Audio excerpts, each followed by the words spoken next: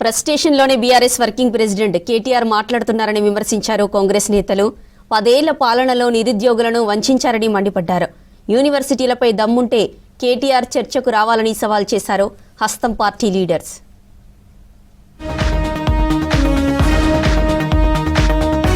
BRS party మునిగిపోయే నావా అన్నారు కాంగ్రెస్ ఎంపీ చామల కిరణ్ కుమార్ రెడ్డి. ఫ్రస్ట్రేషన్లో కేటీఆర్ ఇష్టం వచ్చినట్లు మాట్లాడుతున్నారని విమర్శించారు.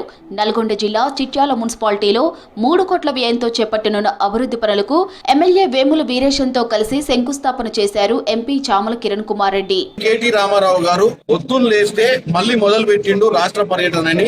4-5 పరీక్షలల్లా ఫెయిల్ అయినోడు 6వ పరీక్షకు వస్తుడు. ఈసారి మా కార్యకర్తలకు మన్న కొద్దిగా అవగాహన రాహిత్యంగా ఎక్కడన్నా చిన్న తప్పిదాలలో 1-2 సీట్లు ఓడిపోయి ఉంటాయి.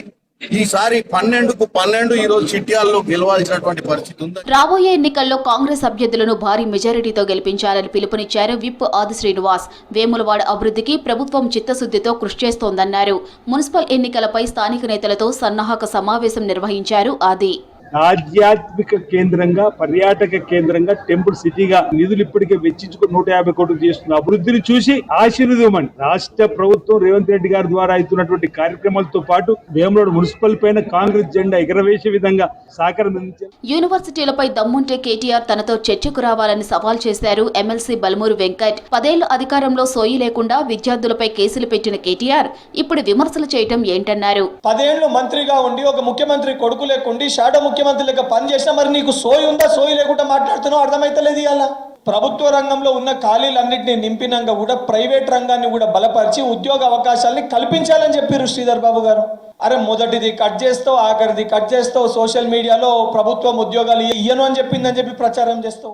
10 ఏళ్ల పాలనలో ప్రశ్నాపత్రాల లీకేజీతో నిరుద్యోగులను వంచింది బీఆర్ఎస్ఏనని ఆరోపించారు PCC general secretary Chanagani Dayakar. BRS హయాంలో కనీసం ఇంటర్ ఎగ్జామ్ సక్రమంగా నిర్వహించలేదని విమర్శించారు. ఇవాళ నిరుద్యోగుల గురించి, ప్రభుత్వ ఉద్యోగాల నోటిఫికేషన్ల గురించి మాట్లాడితే సిగ్గనిపిస్తా ఉంది. 10 ఏళ్లలో ఎన్ని ఉద్యోగాలు ఇచ్చిండు? ఎన్ని ప్రభుత్వ ఉద్యోగాలు లీకేజ్ అయినాయి? ఎంతమంది నిరుద్యోగులు ఆత్మ బలిదానాలు చేసుకోరు? మీ నిర్వాహకం వల్ల, మీ పాలనలో కనీసం మీ హయాంలో ఏ ఒక్క రోజన్నా నిరుద్యోగుల గురించి కానీ మాట్లాడారా? నిర్మల్ జిల్లా కడెం ప్రాజెక్టులో 18,34,000 చేప పిల్లలు, 2 లక్షల రొయ్యలను వదిలారు ఖానాపూర్ ఎమ్మెల్యే బొజ్జు పటేల్. కార్యక్రమంలో స్థానిక నాయకులు పాల్గొన్నారు. బడుగు బలహీన వర్గాల అభివృద్ధి కాంగ్రెస్ సర్కార్తోనే సాధ్యమన్నారు ఎమ్మెల్యే బొజ్జు పటేల్.